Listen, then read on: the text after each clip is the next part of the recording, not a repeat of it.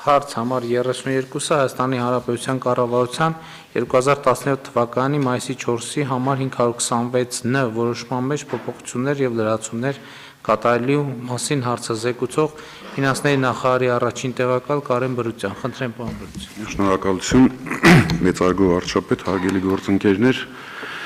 2019 թվականի աշնանը մենք ախտորոշման արդյունքում գնումների համակարգի բացահայտեցինք մասնակիցներին ներկայացվող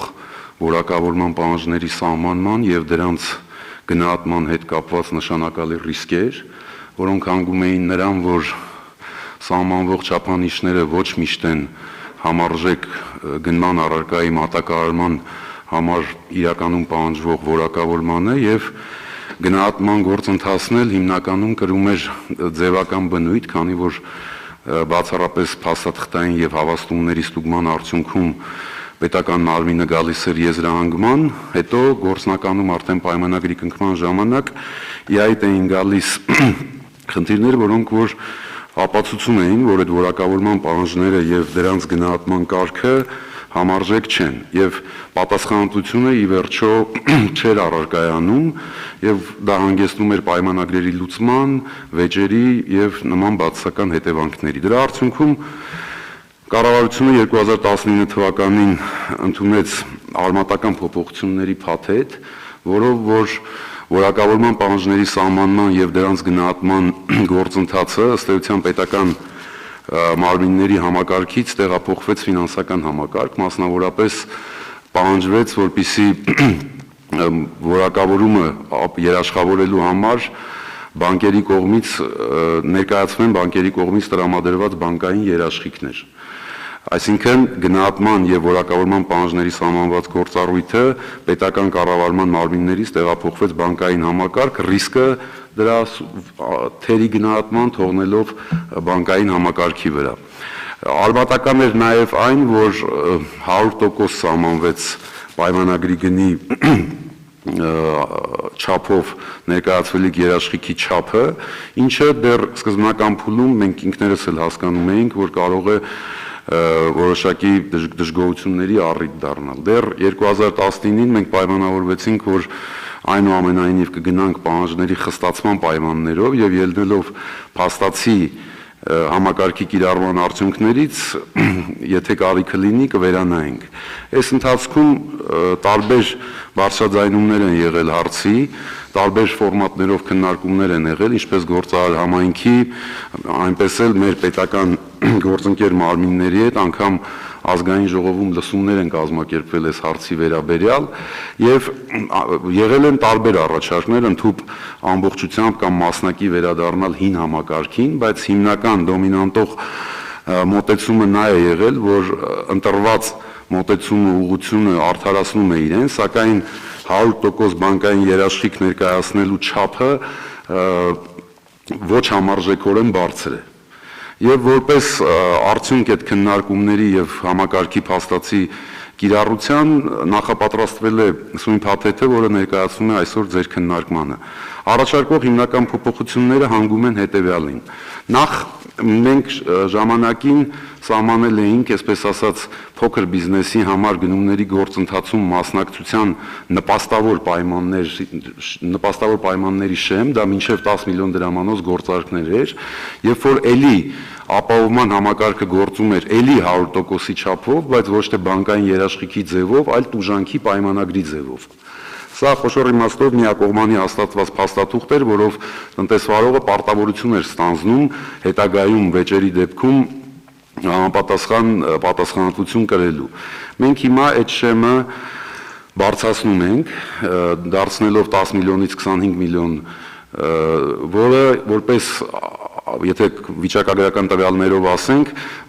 հնարավորություն ավելի մատչելի պայմաններով գնումների գործընթացում ներգրավելու փոքր բիզնեսի համար գործարքների քանակով կաճի շուրջ 15%-ով, իսկ գումարային արտահայտությամբ շուրջ 50%-ով, այսինքն այդ շուկային առաջարկվող բիզնես հնարավորությունը շուրջ 50%-ով ավելացնում ենք։ Երկրորդ փոփոխությունը, որ արվում է, դա դասակարգվում է 25 միլիոնից մինչև 70 միլիոն եւ 70 միլիոնից ավել գործարքները որպես միջին եւ խոշոր գործարքներ եւ միջին 25-ից 70 միլիոն գործարքների համար որակավորման ապահովում ներկայացնելու շեմը, որը նախկինում 100% էր, իջացվում է 15%։ 70 միլիոն դրամից ավել գնումների դեպքում որակավորման ապահովման 100%-անոց շեմը իջացվում է 30%։ Այստեղ մի կարևոր հանգամանք արժի նշել, որ գործող համակարգով որպես որակավորման ապահովում կարող էր ներկայացվել միայն բանկային երաշխիք, ինչը մասնակիցների մոտ գործնական դժգոհություններ էր առաջացնում այլընտրանքի բացակայությամբ պայմանավորված։ Քննարկումների արդյունքում հանգեցինք նրան, որ պետք է առաջարկել այլընտրանք եւ այլընտրանքը կարող է լինել ապահովագրական ընկերությունների կողմից բանկային երաշխիքի տրամադրումը։ Հաջորդ այլընտրանքը ըստ էության կայանում է նրանում, որ առաջարկում ենք, որպեսզի բոլոր այն կազմակերպությունները եւ իրանց պաշտոնական ներկայացուցիչները, որոնք կունենան միջազգային վարկանիշավորում Standard & Poor's, Moody's եւ Fitch կազմակերպությունների կողմից ինչ որ ունի Հայաստանը եւ ավել, այս կազմակերպությունները որևէ ապահովում չեն ներկայացնի, որ վստահության ու անվստահության մակարդակը նույնն է ըստ էության եւ վստահությունը երաշխավորելու համար այլ գործիքների կիրառումը անհրաժեշտ չի։ Որոշման նախագիծը քննարկվել է նաև հակաճգնաժամային միջոցառումներին արձագանքելու տեսակետից եւ որպես միջանկյալ միջոց առաջարկվել է, որպեսզի 2021 թվականի ընթացքում կանխավճարի հատկացման հնարավորությունը, որը գործող օրենսդրությամբ 30% է, ավելացնել մինչև 50%։ Իհարկե նախատեսելով, որ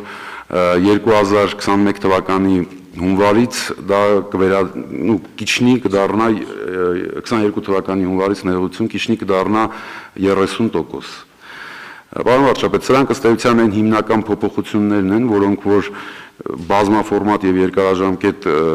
երկար քննարկումների արդյունքում առաջարկվում է հաստատել։ Օգտվելով առիթից ուղղակի ուզում եմ բոլոր ներգրաված կողմերին շնորհակալություն հայտնել արդյունավետ քննարկումների համար։ Շնորհակալություն, խնդրում եմ հաստատել։ Շատ լավ, շնորհակալ եմ, հարցեր։ Համեցեք, պարոն Արքել։ Շնորհակալություն, պարոն Բորոսյան, ձեր նշած այդ միջազգային վարկանիշային կազմակերպությունների կողմից տրամադրված վարկանիշների պարագայում այդտեղ ձևակերպումը կարծում եմ մի փոքր տարընթերցումների տեղի կարող է տալ, որովհետև նախ նշված է Հայաստանի ռեյտինգից վարկանիշից առնվազն Հայաստանի ռեյտինգի չափ եւ բարձր, կարծում եմ պետք է ճշգրտի որ ռեյտինգի մասին է, առնվազն եւ նշենք սուվերեն ռեյտինգի, որովհետեւ եւ պետությունը եւ ընկերությունները ունեն բազմաթիվ ռեյտինգներ, որ համադրվի,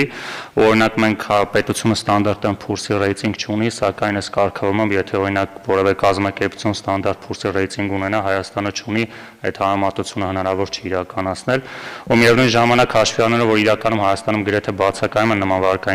վարկանիշային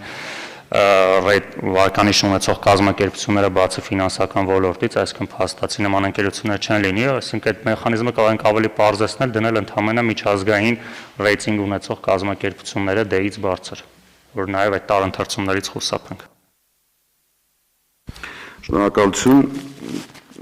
Սուվերեն ռեյտինգը ավելացնելու մասով ընդունելի է, ձեր թույլտվությամբ կավելացնենք։ Ռեյտինգների մասով նախ Standard & Poor's-ի մենք ունենք արժեթղթերի կապիտալի շուկայի զարգացման ծրագիր, որով Հայաստանը մինչև հունիս ամիսը պետք է ստանա այդ ռեյտինգը եւ մինչև հունիս միգուցե կիրառելի չի լինի Standard & Poor's-ի մասով, բայց դրանից հետո արդեն Հայաստանը կստանա ռեյտինգը եւ կիրառելի կլինի։ Չնայած այդ հարցը, որ գրել ուղակի համապատասխան ռեյտինգ ու չկոնկրետացնել, շատ երկար քննարկվել է դեռ ժամանակին փոխվարչապետ Գրիգորյանի կենտրոնական բանկի հետ եւ մենք հանգեցինք նրան, որ շատ ռիսկային է նման ճանապարհով գնալը, որովհետեւ ինքնահռչակ ռեյտինգ հրապարակող կազմակերպություններ կարող են հայտնվել եւ սա դառնա այս երաշխիքների համակարգից խուսափելու ինչ որ մի գործիք։ Դրա համար որոշվեց, որ եթե ներենք դնում այդ ռեյտինգավորման համակարգը, որպես առաջին քայլ գնանք հանրահայտ ռեյտինգավորման կազմակերպությունների ճանապարհով, հետո եթե ի հայտ կգան նորերը, որոնք որ ընդունելի կլինեն, այդ ցանկը, որ այսօր 3-ն է, կավելացնենք։ Իսկ ինչ վերաբերում է նրան, որ այսօր մի քանիսն են, այս գործիքի կիրառումը հենց այդ մի քանիսը ավելացնելու նպատակ էլ հետապնդում է, որովհետև խոշոր իմաստով մենք ինչ ենք ասում այս գործիքով, որ եթե դուք բավարար չափով հրապարակային եք, եթե դուք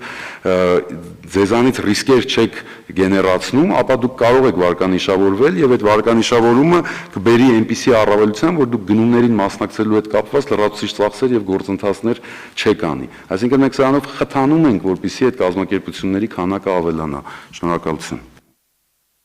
Համեցիկ բան նորոգել։ Պարոն Բորոսյան, ես նկատի չունեի ցանկացած վարկանիշային, ես նկատի ունեի այս 3 հեղինակավոր վարկանիշային ընկերությունների կողմից ստացված ցանկացած վարկանիշ, ոչ թե Հայաստանի, առնվազն Հայաստանի վարկանիշ եւ բարձր, որովհետեւ գիտեք, որ Հայաստանի վարկանիշից բարձր մասնավոր ընկերությունները վարկանիշ չեն ստանում, այսինքն մասնավոր ընկերությունների վարկանիշը կարող առավելագույնը լինի Հայաստանի ռեյտինգի չափ հիմնականում, եւ եթե մենք դնում ենք Հայաստանի ռեյտինգից բարձր,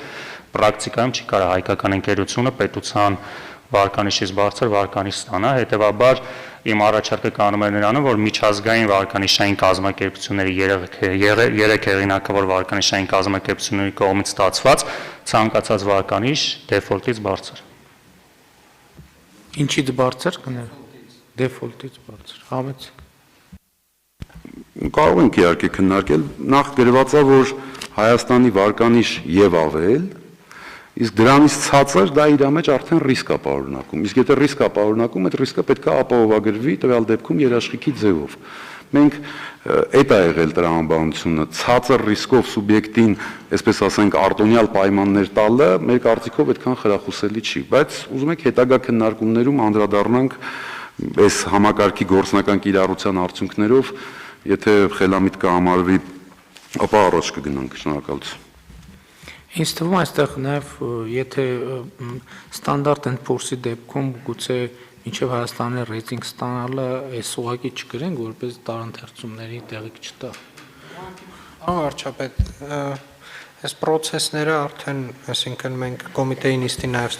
ստանդարտ են փորձի հարցն ենք քննարկել եւ գործընթացը այնպես կլինի, որ ընդհանուր առմամբ մենք շուտով կրեյտինգավորվենք, կստանանք սուվերեն մեր։ Լավ, եթե գործնական խոչընդոտներ չառաջացնելու խնդիր չեմ տեսնում։ Համեցիկ։ Ուզում եի ընդհանրապես ասել, որ այս միջազգային ռեյտինգավորող ընկերությունների ռեյտինգ ունեցող ընկերությունների ցանկը վերաբերում է ոչ միայն Հայաստանի ներսում գործող ընկերություններին, այլ նաև դրսում, իսկ այդ էականորեն ընդլայնում է շրջանակը, իսկ Հայաստանի ներսում կան ընկերություններ, որոնք իրականում Հայաստանի սուվերեն ռեյտինգից մի աստիճան բարձր ռեյտինգ ունեն, պես որ այստեղ էլ ոնց որ հնարավորությունները մի քիչ ավելի շատ են, ես լիովին կիսում եմ պարոն Բրուտյանի կարծիքը, որ սահմանափակվենք հենց այն ռեյտինգով, որը Հայաստանի սուվերեն ռեյտինգն է, եւ նաեւ ուզում եմ ասել, որ այս գործիքը մտել է այս կարգավորման մեջ այն նպատակով, որպեսզի շահագրգռի հայաստանյան ընկերություններին գնալ կորպորատիվ կառավարման եւ ավելի թափանցիկ եւ ավելի արևմտյան ոճի բիզնես վարելու կանոններով եւ սա ուղղակի մի հատ փոքր խթան է, որպեսզի ընկերությունները, ովքեր ներգրաված են պետական գնումներում, դիտարկեն այս հնարավորությունը եւ ռեյտինգավորվեն եւ արդյունքում մենք ունենանք ավելի լայն բազա լավ ընկերությունների, որոնք կարող են արդեն ավելի մեծ գործարքներ կնքել։ Համեցիկ բան գրի։ Ուզում եմ ավելացնեմ, միանգամայն համաձայն եմ պարոն Քերոբյանի, այստեղ խնդիրը նախ մի հատ երկու հատ ընկերություններ կան, որ Հայաստանի ռեյտինգին հավասար ռեյտինգ ունեն եւ պոտենցիալ մասնակից են, բայց այդ իմաստով ճիշտ եք ասում, երևի ռացիոնալ կլինի, բայց դրսի կազմակերպությունները եւ մեր կարգավորումների մեջ, եթե չեմ սխալվում, կա մի դրույթ, որ այդ ռեյտինգ ունեցող կազմակերպության դիլերը նույնպես հանդիսանում է ռեյտինգ կրող, ինչը կհանգեցնի նրան, որ մենք բազմաթիվ խնդիրներ ենք ունեցել, երբ որ դրսի կազմակերպությունը, որը ունի վարկանիշ, պետ գնումներին մասնակցելու համար մենք ստիպված ենք եղել իրենից պահանջել բանկային երաշխիք, որը առաջացրել է բազմաթիվ խնդիրներ, եւ այս դրույթով մենք այդ խնդիրը լուծում ենք։ Դրսի այն կազմակերպությունը կամ իր պատշաճ լիազոր ներկայացուցիչը Հայաստանում, որը վարկանիշի կրող է, որը հավասար է Հայաստանի Հանրապետության վարկանիշին, այլևս կարիք չունենա հավելյալ պարտավորության կատարման ապահովման միջոցներ ներկայացնել, այդ թվում բանկային երաշխիք։ Մրցակցային ենք սարքում ավելի։ Համաձայն ենք։ Մի բան էլ կուզենայի ավելացնել, որ այս որոշումը տարածվելու է այն բոլոր process-ների եւ այն բոլոր գործարքների վրա, որոնք հիմա ընթանում են, այսինքն արդեն կնքված է պայմանագրեր կամ արդեն գնումների process-ի մեջ է, եւ դա հնարավորություն է, որպեսզի անմիջապես էական լիկվիդայնություն լցվի շուկա։ Շատ լավ։ Այլ հարցեր։ Համաձայն պարոն Սանոս։ Մեծարգո վարչապետ, հարգելի գործընկերներ, շատ ողջունելի այս փոփոխությունը մարզերում իրականացվող շինարարական ծրագրերում հատկապես մարզային ընկերությունները տարբեր դժվարությունների էին բախվում եւ այս փոփոխությունը լրացուցիչ նոր հնարավորություններ կբերի եւ այնպիսի իրավիճակ էր առաջացել, որ Հայաստանում մանր եւ միջին հզորության շինարարական ընկերությունները չէին կարողանում զարգանալ եւ ավելի մեծ շինարարական այսպես մրցույթների տենդերների մասնակցել, կարծում եմ այս հարցն էլ կարգավորվեց, շատ ողջունելի է, որ ապահովագրական համակարգն էլ է ներգրավում, որովհետև միայն բանկայինը կարծես սահմանափակումներ կար, կարծում եմ մարզերում հատկապես իրականացվող խոշոր ծրագրերում մրցակցությունը կավելանա, շատ ընկերություններ կմասնակցեն, ինչը նաև կբերի հայտարարվող մրցույթների արժեքի իջեցմանը Եվ մի խնդիր էլ կար, մարզերում գրանցված ընկերությունները իրենց գույքը Երևանում գրանցված գույքից կադաստրային առումով բավական տարբերվում են եւ շինարարական ընկերությունները չէին կարողանում թեև բավական գույք ունեն, չէին կարողանում այդ երաշխիքը, բանկային երաշխիքը ունենալ, կարծում եմ այս տոկոսների փոփոխությունը նույնպես հնարավորություն կընձեռնի այդ ընկերություններին իրենց միջոցները այլ տեղ ներդնել